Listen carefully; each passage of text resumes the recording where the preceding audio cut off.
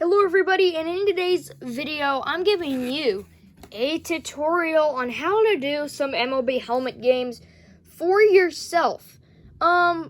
It's really not that hard, and it's really not that expensive or difficult to get all the stuff. So first, you can look online and you can probably find something very similar to this, or you can go to Target, because this is where I found it, at Target, Home Run the Baseball Dice Game. If you search that up, or maybe like baseball dice game, you might be able to find this online, or again you can go to Target. So this includes, of course, the board, this peg, and then all of those, and the dice over here. And if you don't have that, if you can't find that, then there should be something similar to this, hopefully, that you will be able to find. Now, of course, the important thing is the helmets. So I have all my helmets in a little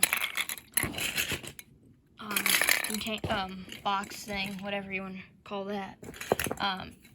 But I have one for every single team. And if you just search up MLB helmets, MLB mini helmets, you should be able to find, that looks a lot more than 32. But if you go online, which I found this online. I actually think I got this for a gift. But then you can find this. I got these in, it came with a little piece of cardboard that had NL Central, AL Central, all the divisions, and you're supposed to move them throughout the season where teams are ranked. So anyway, here's all the different teams, and those should not be too expensive. Hopefully you can find those. Just go online, search up MLB mini helmets. Hopefully you're able to find some. So I'm going to keep two out here. I'll draw randomly from down there, and I get the Twins, so we'll have Mariners Twins for a little practice game right there. So I'm going to put these back really quick.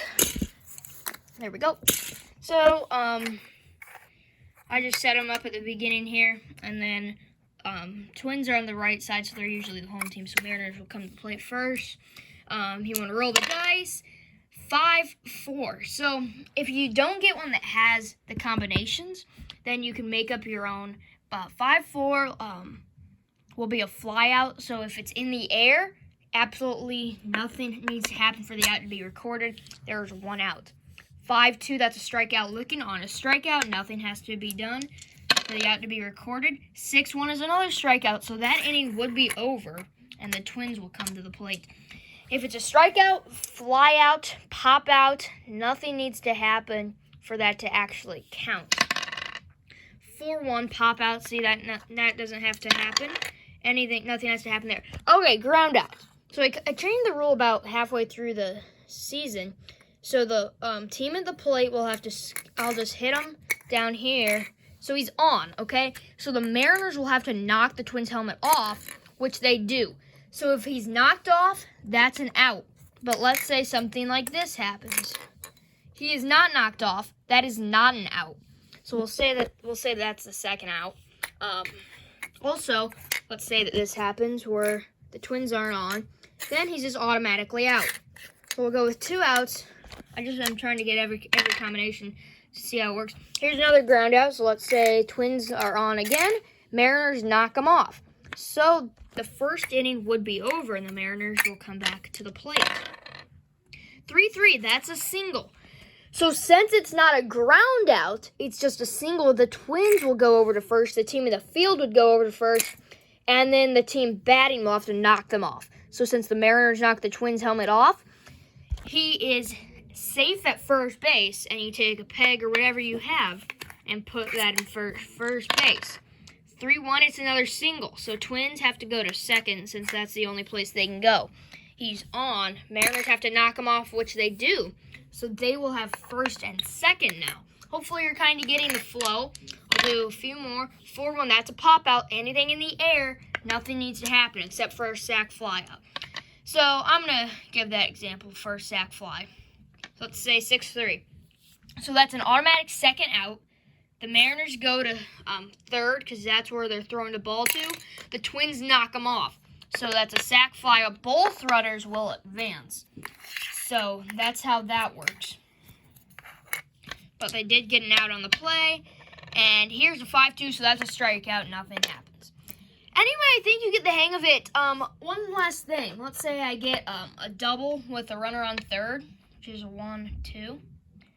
Then since it's almost impossible on a double to throw this guy unless he goes like here and then back and then here, or gets a really bad jump to throw him out at home. So or a triple, if he's on second and it's a triple, he automatically scores. If he's on third and it's a triple, though, if he's on first and it's a triple, the Twins would have to come to the plate, and the Mariners from third would have to knock them off. Hopefully this made sense. If it didn't, not completely, the rules and things, then